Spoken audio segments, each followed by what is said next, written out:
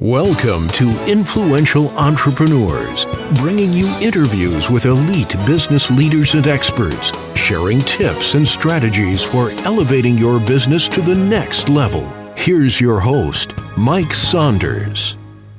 Hello and welcome to this episode of Influential Entrepreneurs. This is Mike Saunders, the Authority Positioning Coach, and today we have with us Remy Blumenfeld, who is a Forbes columnist and founder of the Vitality Guru. Remy, welcome to the program. Thanks so much for having me, Mike. I'm excited to be with you. Yeah, so I always love talking to new people and learning about their business, and it's interesting to me, and I know to our listeners as well, how someone chooses to do what they're doing. And the first thing that I love starting off with is the name of a business. You know, like you remember in the cartoons, you know, the Roadrunner and Wile E. Coyote, it was always Acme. Well, that doesn't tell you much. And today we know Amazon as Amazon, but back in the day it was like, what is an Amazon? So when I hear Vitality Guru obviously means you are guiding and helping and coaching people. What are you coaching them in regarding vitality? Yeah, it's a really interesting thing, Mike. You know, when I started my coaching practice, I called it 1,000 months. And I called it 1,000 months because the average human life in the West is 83 and a half years, which equals only 1,000 months. And wow. I found this so shocking that I thought that really focuses the mind, because my role as a coach is to help people live a life of purpose, grace, and ease.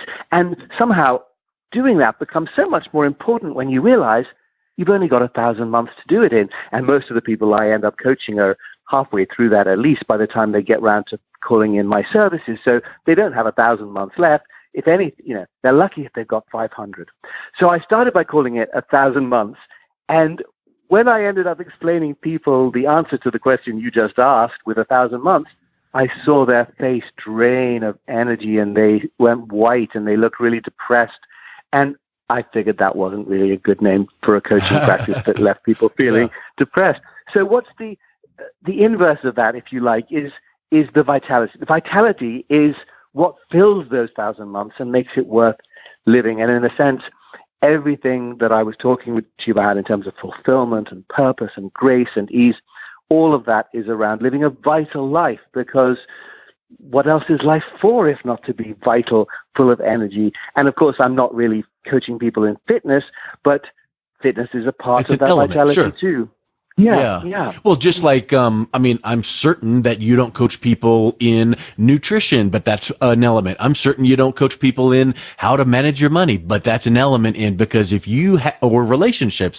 So it's not necessarily the label of I'm a relationship coach or I'm a nutrition coach, but as the vitality coach, all of those subsets do impact vitality, because if you are in a bad relationship, that's going to drain you. If you have money problems, that's going to drain you, and same goes with health and nutrition. Am I thinking correctly that way? Absolutely true, Mike. You know, one of the first things I ask clients who I'm going to work with to do, and all your listeners are invited to do this too, it's completely free, is to go to my vitality.guru website and take my Wheel of Life quiz, because my Wheel of Life quiz is just that. My Wheel of Life quiz breaks down your life through a series of very simple questions that only take a few minutes into 12 different sections. And as you say, one of them is fitness, one of them is relationships, one of them is health, one of them is family, one of them is career, one of them is money. And you quickly will get to see where you are in balance and where you're out of balance in your life. And it's a really great place to start when you're looking at your life, because people often feel something's missing, but they don't quite know what. And often when people focus a lot on their careers and their finances, one of the things that goes is that sense of fun and adventure. So they often see that shows up as something that they haven't rated themselves very highly on. So my Wheel of Life quiz basically allows you to let me know, and yourself obviously, where you feel most satisfied and least satisfied in your life at any one moment. And of course it changes and it evolves, and we can't be perfectly in balance in every area of our life at any moment. You know, there's no moment where you've just come off stage and received an award and had a wonderful, fulfilling weekend with your parents and made love to your partner and gone to the gym. It just doesn't happen. So there's always some part of your life that's out of balance. But I think what's useful is to look at, maybe the last year or 2 years or even 3 years and say, over that period, have my finances been in balance? Have my career prospects been in balance? And so on and so forth. That's a really good point, and I want to come back to that 1,000 hour or 1,000 months, because 1,000 months, yeah. I love the concept, and I also love that you pivoted. You thought, hey, what a great, and then you noticed that people were not resonating with it. So I feel like it's a wonderful point to make in some coaching sessions and move past it. But I think that it ties into what we hear from the personal development coaches out there, like the Tony Robbins, he's the one that I first remember hearing this from. We are motivated more by, like the fear of something rather than to go toward the success of something else. So I think that that's what you just described is with that 1,000 months, that became like this negative thing. And people then almost are closed off. They don't want to hear anything else you're talking about because my mind is still reeling with this 1,000 month thing. So I like that you chose then something positive to move toward. Do you find that that's where your coaching leans, is more toward drawing people to the positive rather than getting away from a negative? Well, I think both are really important. I think recognizing what it is we're afraid of is really important. But, it's one of those amazing things in life that whatever we focus on is what we bring into our life. So just relating to what you were saying about fear, for instance. So if I'm trying to lose weight and be fit and be healthy, but where I'm thinking is, I don't want to be fat and unhealthy, what I'm putting out there is fat and unhealthy. And vibrationally, I'm not even sure anyone quite understands how it works, but what I'm putting out, what I'm focusing on, what my mind is programming my body to do is all around the thing that I don't want. So the very thing that I don't want, which is to be fat and unhealthy, is the thing that I'm focusing on. So it's much more useful to focus on the thing that we do want. If you don't want to be poor, think about being wealthy, think about being rich. If you don't want to be unhealthy and fat, think about being fit and thin, because the thing that we're focusing on is the thing we bring into our lives. Yeah. And that's just one of these bizarre things you learn when you coach people. Well, I think people hear that so much. What you focus on is what you bring about. But it kind of, in real life, I think we can see it in action how about when we're driving our vehicle and we see an accident off to the side of the road, the natural reaction is to turn and look toward that quickly and see what went on. Well, then when you look back to the lane you're in, typically you veered off just even slightly, maybe not totally in the next lane, but you veered off. And why is that? Because you probably veered off in the direction where you were looking, not a full turn. But I think that word picture relates right back to what you're saying, is what we focus on is what we're heading toward. And if you wake up and say, what a horrible day this is going to be, well, you're going to stub your toe, spill your coffee, and the cat's going to, screech at you. So I think that you're going to watch for things, how to make your initial mindset or statement line up with your day. Well, if on the other hand, if we look toward, wow, I wonder what great things are going to happen today, now you're always watching for it, right? I totally agree. And yet kind of wrapped up in this is also something really interesting, which is just around that idea of the thing we're afraid of and the thing we are pulled towards. And I think a lot of that has to do with our judgments about what is good and what is bad. And I'm really careful not to judge things because, for instance, we were talking about the 1,000 months, which seems like a bad thing because it's about death and it's about how short a time we have in life, versus vitality, which is all about being energized and up.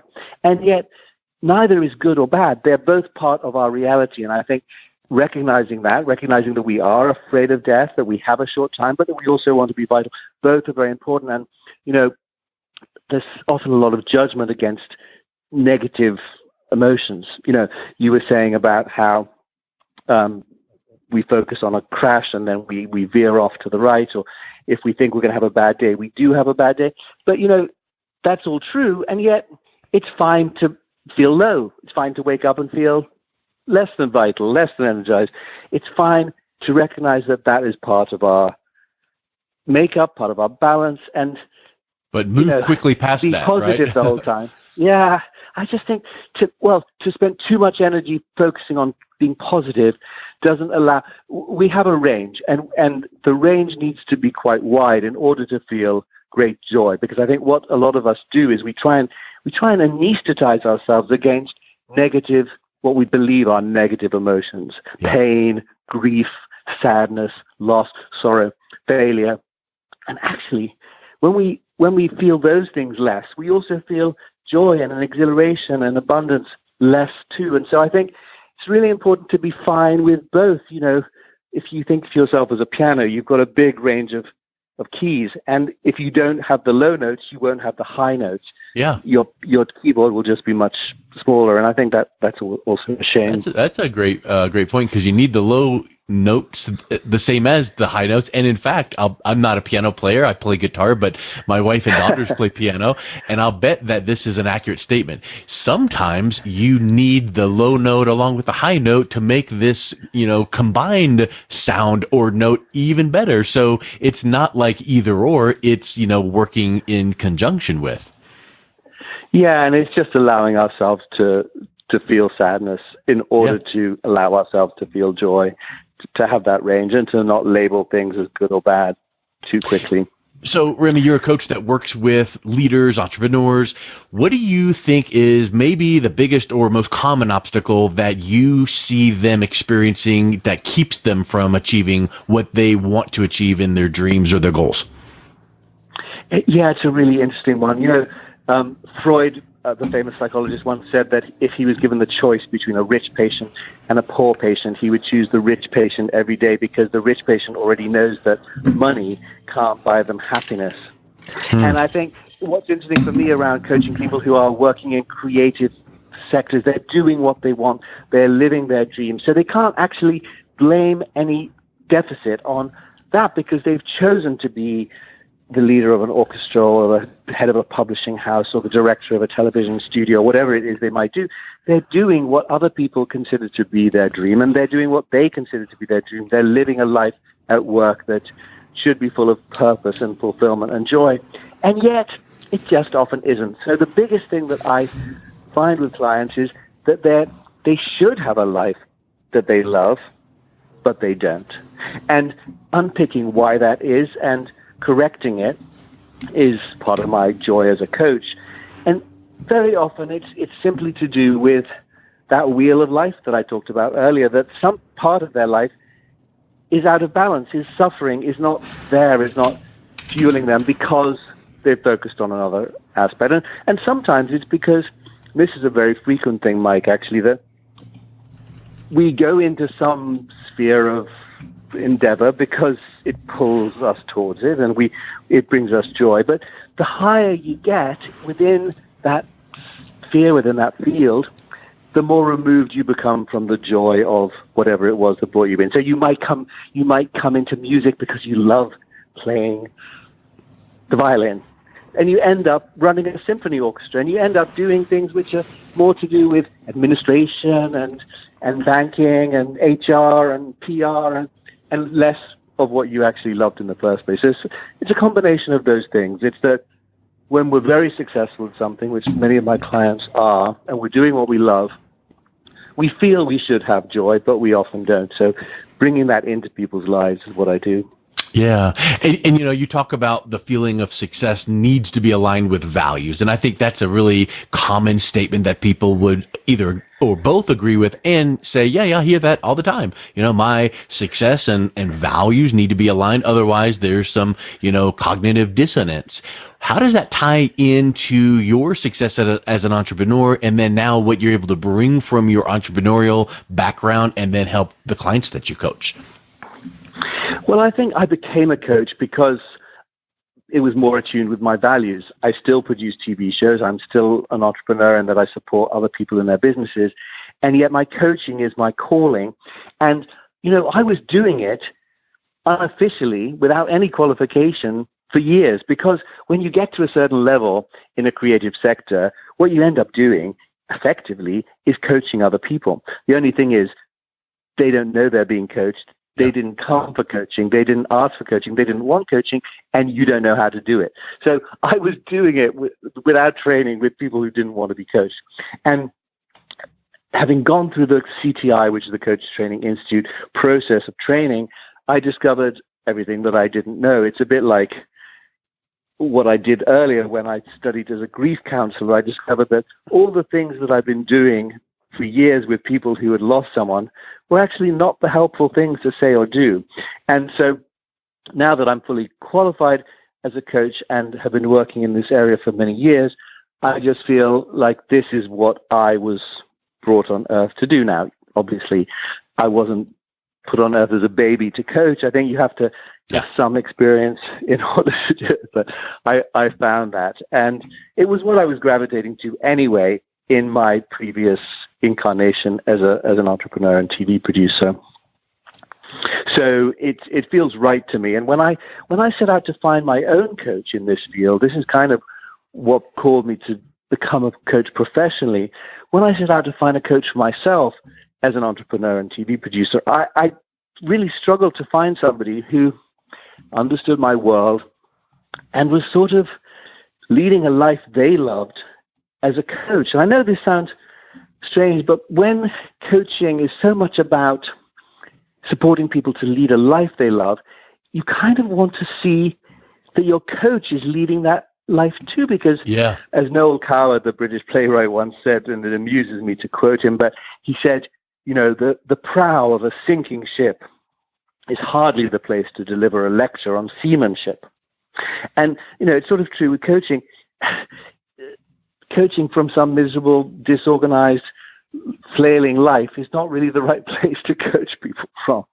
So, yeah, it's like the old cliche you hear, if you want to gain weight. You know, everyone always talks about losing weight, but let's say if you want to gain weight and you weigh 100 pounds and you want to gain muscle, you're not going to go to someone that is obviously not working out, not in the gym, and visually doesn't know what they're talking about. And the same way goes with an organizational coach. If someone seems disorganized, you're not going to trust what they have to say, even though they might say the right thing. So again, values and alignment and things that you are doing personally needs to then be something that your mentees that you're mentoring is seeing in your life, and then now they feel like they're engaged because you understand where they're coming from because of your background, and then where they can go because of what they see you exuding currently.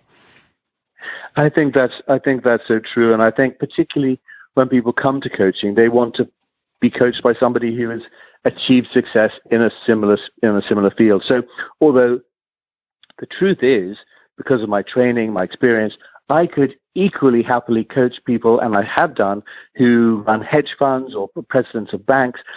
But the people who gravitate towards me in the first place with more frequency than anyone else are people who are leaders in creative sectors, because that's what I have done all my life. And so they see a lot more resonance, a lot more similarity in my trajectory as a coach, having been an entrepreneur and TV executive, than they would in someone who perhaps had previously been an accountant or a teacher. So it allows me the privilege of coaching leaders across the artistic sphere, and it helps them feel heard and seen and understood by me. So it's worked. Yeah. It's actually worked out incredibly well. Hey, so Remy, let's wrap up with this question, which might take a minute or two to answer, but let's do the Reader's Digest version. When you mentioned your Wheel of Life exercise, find out what you want most to create a breakthrough in your life, mainly from where you are now and where you want to be. And your website says that you help empowering entrepreneurs and leaders to create a life of purpose and grace and ease. So when someone takes that assessment quiz and sees specific gaps, okay, that's wonderful. That shows where I can attain to.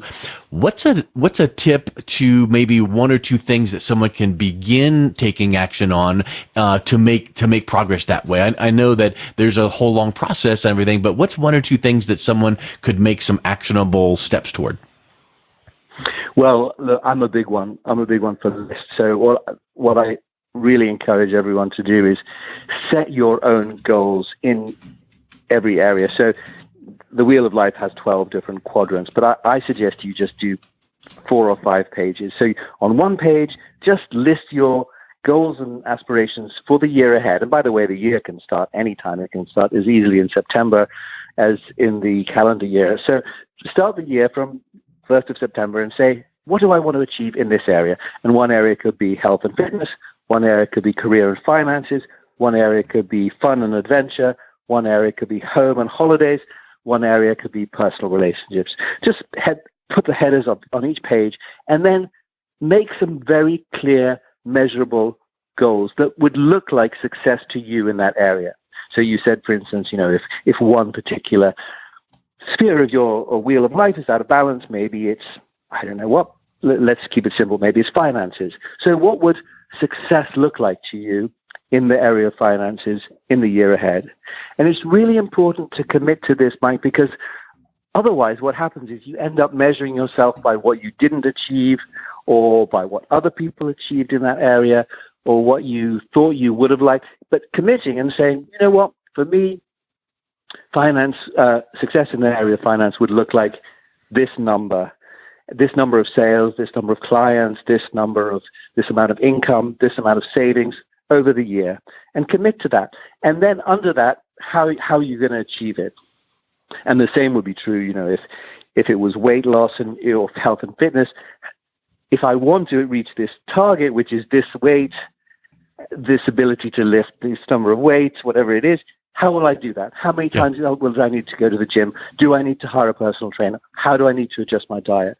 So first of all, have some very clear, measurable goals in whatever area it is you're looking to break through with, and then underpin it with some very actionable things that you can do starting tomorrow, every day. Maybe you won't do it every day, but for the course of the year. And then I advise people to put that piece of paper away, or the 5 pieces of paper if they've filled out everything, and put it away, put it in a drawer, and then at the end of the year, 12 months from now, look at it again and reassess. And what you'll see is your intentions are so powerful. What you set your mind to achieve, you miraculously do. And of course, there will be things you haven't achieved on that list. But the one incredible surprising thing is there's nothing that you will have achieved that wasn't on the list. In other words, if you say on the list, I want to go to Australia and spend 3 weeks there, and I also would like to have some weekends away in Cedar Rapids. Well, you may not go to Australia. You may go to Cedar Rapids, but you won't have gone anywhere that wasn't on the list, because you're not just going to go to New Zealand for 3 weeks unless you planned it, unless you wanted to go, unless you set your intention. Because it wasn't on your radar, your focus, and what you focus on, you tend to get. Completely, 100%. I love it. Yeah. Well, Remy, what's the best way that people can learn more about you, but also to take that assessment and see their kind of assessment quiz score in the Wheel of Life exercise? Well, you asked me about Vitality Guru, and part of the reason I chose it is it's so darn simple. You just go to www.vitality.guru, and it couldn't be simpler than that. And everything is on the homepage, and you can contact me, you can do the Wheel of Life assessment. I will see it, you will see it, no one else will see it, but I won't contact you about it unless you ask me to. So just do the Wheel of Life, see where you're at. And hey, if you want some coaching, I coach all people all over the world, different time zones, on phone, video, Skype, whatever. So I look forward to hearing from you and your listeners. Awesome. Thank you so much, Remy. I appreciate you coming on today. It was really good talking to you.